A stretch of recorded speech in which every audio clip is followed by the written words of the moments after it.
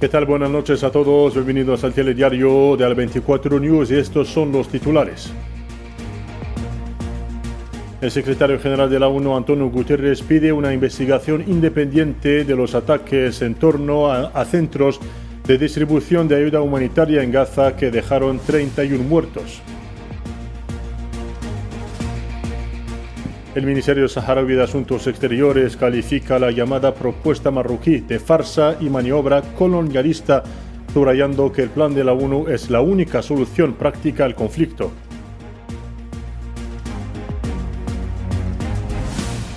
Y concluye en Estambul la nueva ronda de discusiones entre Rusia y Ucrania con un acuerdo para la liberación de más de 1.000 presos. Rusia propone un alto el fuego de 2 o 3 días en algunos frentes de combate.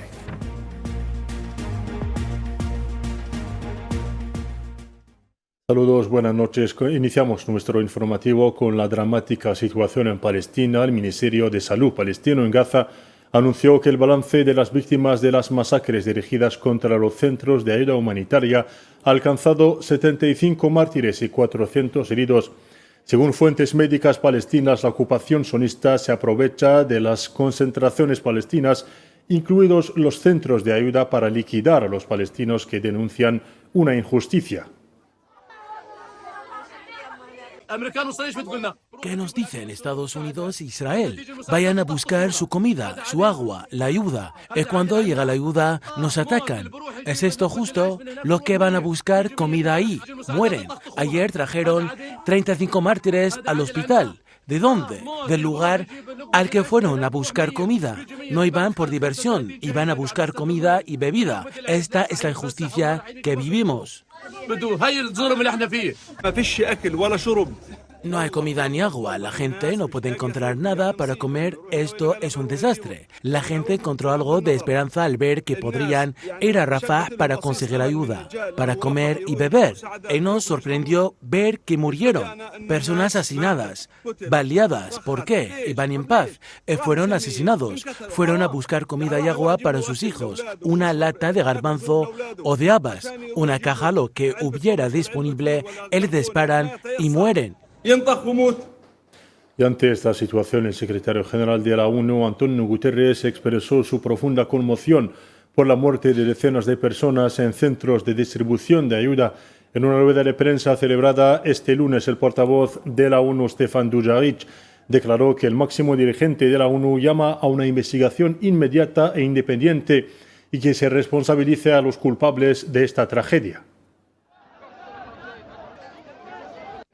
Estoy consternado por los informes sobre palestinos muertos y heridos mientras intentaban obtener ayuda en Gaza ayer. Es inaceptable que los palestinos tengan que arriesgar sus vidas por comida. Hago un llamado a una investigación inmediata y independiente sobre estos hechos y a que los responsables rindan cuentas. Israel tiene obligaciones claras bajo el derecho internacional humanitario de aceptar y facilitar la asistencia humanitaria.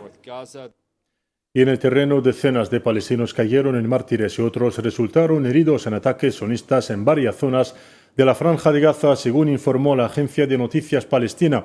La misma fuente añadió que en la ciudad de Gaza y en su norte, Khan Yunis y Deir el-Balah, los bombardeos afectaron escuelas, viviendas y áreas de desplazados.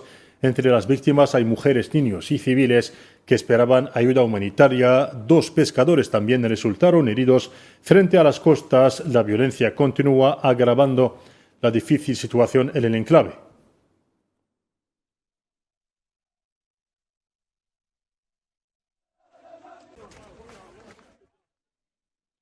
El movimiento palestino de resistencia islámica Hamas confirmó su disposición a iniciar una nueva ronda de negociaciones indirectas con el objetivo de alcanzar un acuerdo que lleve un alto el fuego permanente en la Franja de Gaza. En un comunicado emitido este domingo, Hamas expresó su voluntad de comenzar las negociaciones de inmediato para lograr un acuerdo que garantice la ayuda humanitaria al pueblo palestino en Gaza, ponga fin a la tragedia humanitaria y conduzca a la retirada total de las fuerzas de ocupación.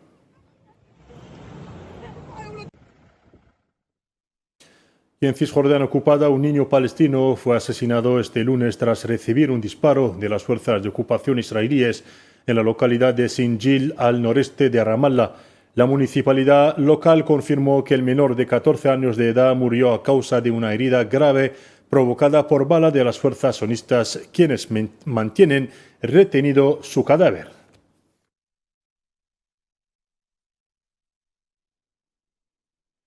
Y en Marruecos las voces siguen elevándose para pedir la abolición de la normalización con la entidad sionista. Marchas fueron organizadas ayer en numerosas ciudades marroquíes para denunciar la continuación de la normalización de las relaciones del Mahsen con la entidad sionista, calificándola de traición a la nación y al pueblo palestino sometido a las peores masacres por parte de las fuerzas de ocupación.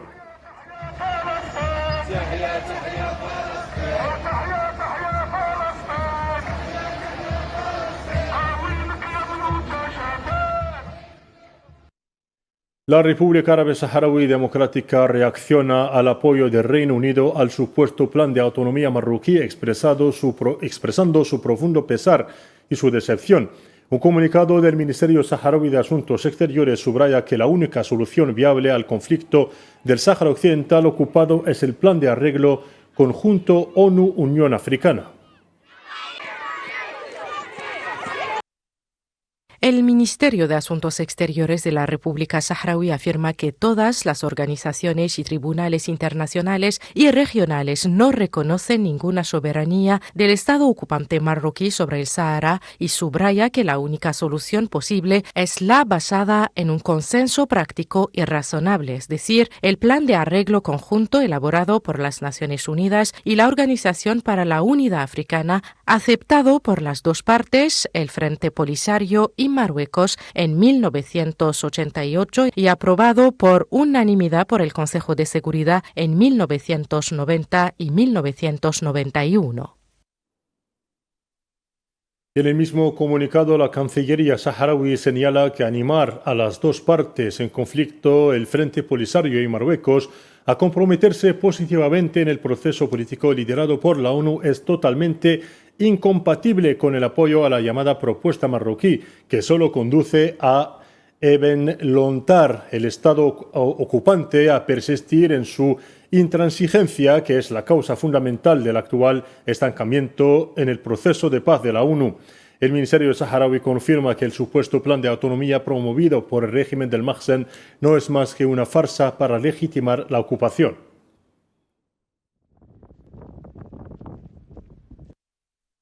El Ministerio destaca una vez más que la propuesta marroquí no es más que una farsa y una maniobra colonial destinada únicamente a legitimar la ocupación ilegal del Sáhara Occidental y a privar a su pueblo de su derecho inalienable a la autodeterminación y a la independencia. Y en Argelia, el presidente argelino Abdelmadjid Tebboune recibió este lunes al embajador chileno Francisco Javier Berguno Hurtado, quien le realizó una visita de despedida con motivo del fin de su misión en Argelia. En una declaración facilitada a la prensa tras la audiencia, el embajador de Chile en Argelia elogió los progresos realizados en las relaciones bilaterales en diversos ámbitos, destacando con este motivo que Argelia es un modelo de estabilidad y desarrollo en la región.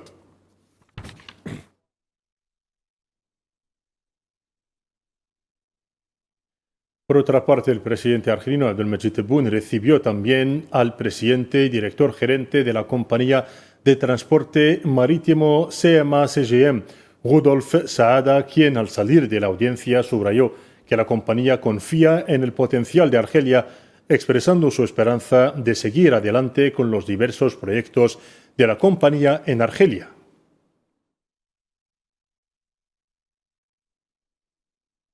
Y en cultura, el presidente argelino Abdelmadjid Tebboune recibió también este lunes en Argel al artista argelino de fama mundial William Greig-Yassin, conocido como DJ Snake.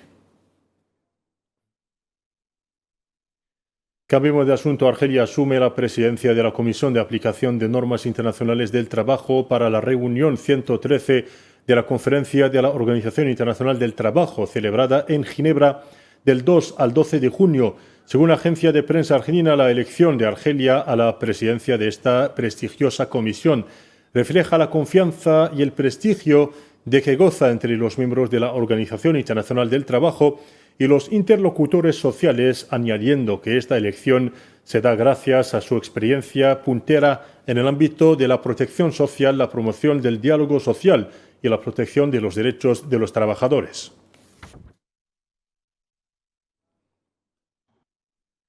Y en Sudán, al menos 4 sudaneses, entre ellos 3 niños y una mujer, murieron y otros 4 resultaron heridos cuando las fuerzas de apoyo rápido bombardearon la zona de Shagra al sur de Al-Fasher, en el estado de Darfur. La red de médicos de Sudán advirtió de un desastre humanitario sin precedentes debido a los continuos bombardeos y al asedio de la ciudad durante más de un año que amenazan la vida de más de 100.000 niños.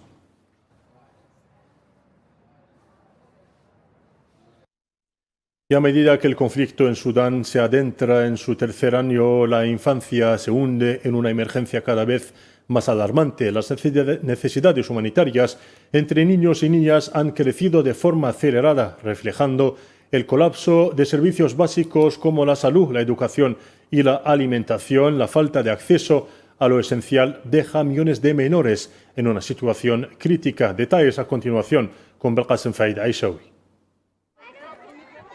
Tras 3 años de conflicto, Sudán enfrenta una de las crisis humanitarias más graves del mundo, con la infancia en el epicentro del sufrimiento. La violencia constante y el colapso de los servicios esenciales han dejado a millones de niños sin acceso a educación, atención médica ni alimentación básica, sumiéndolos en una situación de extrema vulnerabilidad.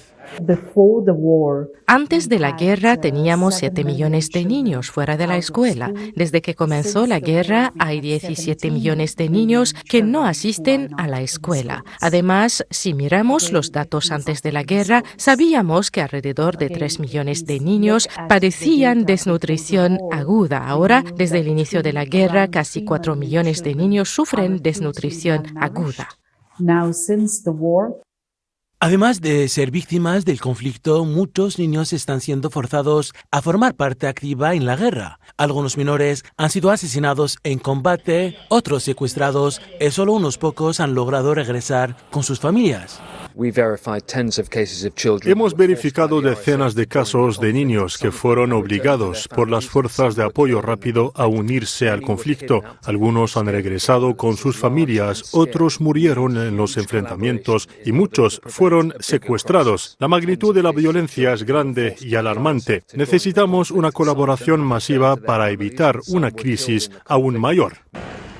A pesar de los intentos internacionales por mediar una solución, el conflicto persiste y millones de niños permanecen atrapados en un ciclo de violencia, desplazamiento y hambre, sin acceso a educación, salud ni protección. Su futuro está en riesgo. Sin embargo, muchos de ellos aún sueñan con volver a aprender, jugar y vivir en paz. Una esperanza que solo será posible si la comunidad internacional actúa con rapidez y determinación. Sobre el conflicto en Ucrania, la última ronda de conversaciones de paz entre Ucrania y Rusia, celebrada este lunes en Estambul, bajo la mediación de Turquía, concluyó con lo que los funcionarios describieron como algunos avances positivos, especialmente en cuestiones humanitarias. El portavoz del Ministerio de Asuntos Exteriores turco, Onku Çeçili, confirmó que las conversaciones celebradas a puerta cerrada no terminaron de forma negativa. Tras las conversaciones, el ministro de Defensa ucraniano, Rustem Umerov, que encabezó la delegación ucraniana, declaró en una rueda de prensa que ambas partes habían alcanzado resultados humanitarios concretos en las conversaciones. Por su parte, el asesor presidencial ruso Vladimir Medinsky anunció al término de las conversaciones de paz que Rusia devolverá los cadáveres de 6.000 soldados ucranianos caídos.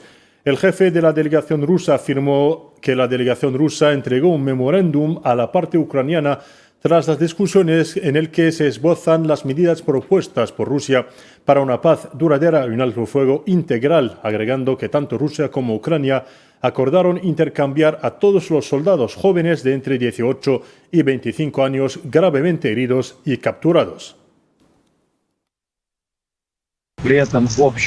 Hemos entregado nuestro memorándum a la parte ucraniana, que consta de 2 partes. La primera trata sobre cómo lograr una paz real a largo plazo. Y la segunda parte trata sobre qué medidas hay que tomar para que sea posible un alto el fuego completo. Todos los heridos graves y los enfermos graves serán intercambiados según el principio de todos por todos. Se trata de un gesto humanitario por nuestra parte. En segundo lugar, según la misma fórmula, todos por todos, se intercambiarán los soldados jóvenes menores de 25 años. Al mismo tiempo, el límite máximo total de intercambio no será inferior a 1.000 personas por cada bando. Vladimir Medinsky afirmó también que Rusia propuso un alto el fuego de 2 o 3 días con Ucrania en algunas zonas del frente. La parte ucraniana está hablando de la necesidad de un alto el fuego en términos bastante generales. Nosotros hemos propuesto específicamente un alto el fuego de 2 o 3 días en determinados sectores del frente. Esto lo van a negociar ahora nuestros especialistas militares con los ucranianos. ¿Por qué se está aplicando un alto el fuego breve en determinadas zonas con drones apagados y demás para que los comandantes puedan recoger los cadáveres de sus soldados? Y el anfitrión de estas consultas, el presidente turco Recep Tayyip Erdogan, calificó la segunda ronda de conversaciones de paz directas entre Ucrania y Rusia celebradas este lunes como muy trascendentales. Erdogan confirmó que ambas partes habían acordado intercambiar más de 1.000 prisioneros de guerra junto con un número muy significativo de cadáveres de soldados muertos en combate. Erdogan afirmó que su mayor deseo ahora era reunir a los líderes de Rusia y Ucrania en una reunión en la que también podría participar el presidente de Estados Unidos, Donald Trump.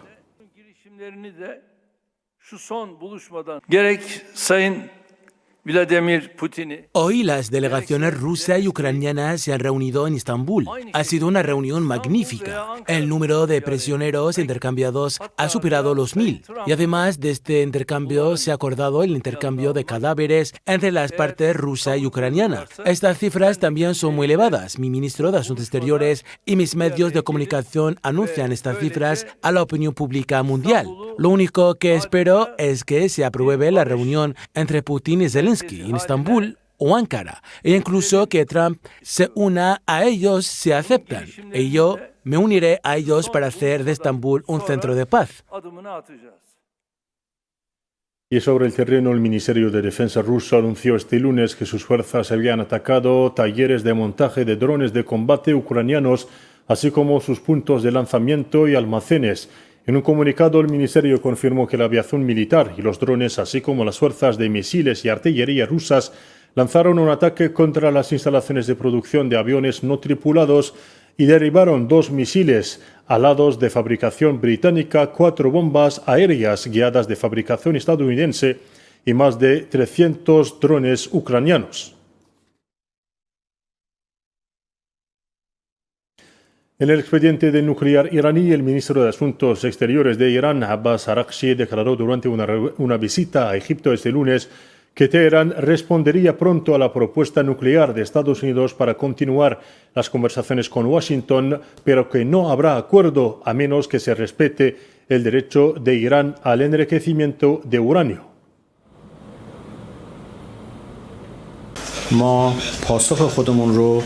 Daremos nuestra respuesta y una respuesta adecuada en breve, una respuesta basada en los principios de la República Islámica de Irán. Los intereses nacionales del pueblo iraní y los derechos del pueblo iraní, por supuesto, no habrá acuerdo a menos que se respete el enriquecimiento en Irán y este continúe. Por su parte, el portavoz del Ministerio de Asuntos Exteriores iraní, Ismail Baqai, insistió en que la exigencia más importante de Irán en cualquier proceso negociador es el levantamiento de las sanciones y afirmó que la postura iraní respecto al programa nuclear es clara. Baqai dijo en su rueda de prensa que lo importante es asegurarse de que las sanciones se levanten realmente y añadió que la parte estadounidense no ha mostrado ninguna disposición a aclarar este punto. Hemos declarado que estamos dispuestos a adoptar medidas de fomento de la confianza y transparencia bajo la supervisión de la institución internacional pertinente, a saber, el Organismo Internacional de Energía Atómica. Lo importante para nosotros en esta ecuación es garantizar el fin de las sanciones que se han impuesto a la nación iraní durante décadas. Y lamentablemente debo decir que la parte estadounidense aún no ha estado dispuesta a aportar claridad al respecto. Y nos vamos a México. La presidenta mexicana Claudia Sheinbaum defendió este lunes las primeras elecciones judiciales del país a pesar de que las autoridades estimaron una participación del 13%. En la votación de ayer domingo, marcada por las críticas de la oposición sobre la posibilidad de debilitar el equilibrio de poderes, Sheinbaum, firme defensora de la iniciativa promovida por su mentor político y predecesor en el cargo, Andrés Manuel López Obrador, también afirmó que si el gobierno hubiera querido cambiar el poder judicial para controlarlo, no habría impulsado una elección universal. Legitimidad y participación. En mi caso pensé, si vota el mismo número de personas que votaron para el primer ejercicio de consulta, que fue el de los expresidentes, pues es un muy buen resultado. Y resulta que votó el doble, 13 millones de personas que salieron a votar por el Poder Judicial. Si el objetivo hubiera sido controlar al Poder Judicial, ¿para qué hacemos una elección? Si el objetivo hubiera sido controlar el Poder Judicial, pues hubiéramos hecho una reforma como la de Zedillo, que quitó a todos los que había, puso a los nuevos y él los nombró. Quedemos en México, donde se declaró un incendio en un centro de rehabilitación de drogadictos en Guanajuato, a unos 240 kilómetros de Ciudad de México, incendio que, según informes oficiales de las autoridades locales, causó la muerte de 12 personas y heridas a otras 4. La investigación ha sido abierta para determinar la causa del mortal incendio.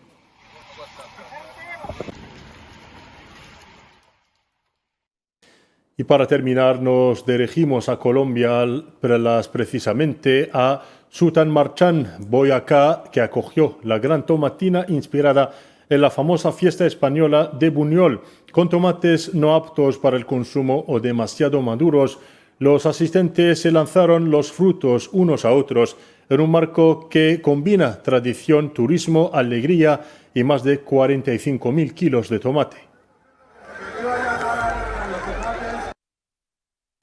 Hoy estamos celebrando un evento muy especial, que es la Gran Tomatina Colombiana, en donde vienen amigos, visitantes a nivel nacional, internacional y de todo el departamento, pero en especial es celebrar esa economía que hay en Sutamarchán, que es sobre el tomate. Entre el 70 y el 80% de nuestras familias viven del tomate y es como un homenaje a ellos que se les da. Y con estas imágenes concluimos nuestro informativo. Gracias por su atención. Adiós y hasta mañana.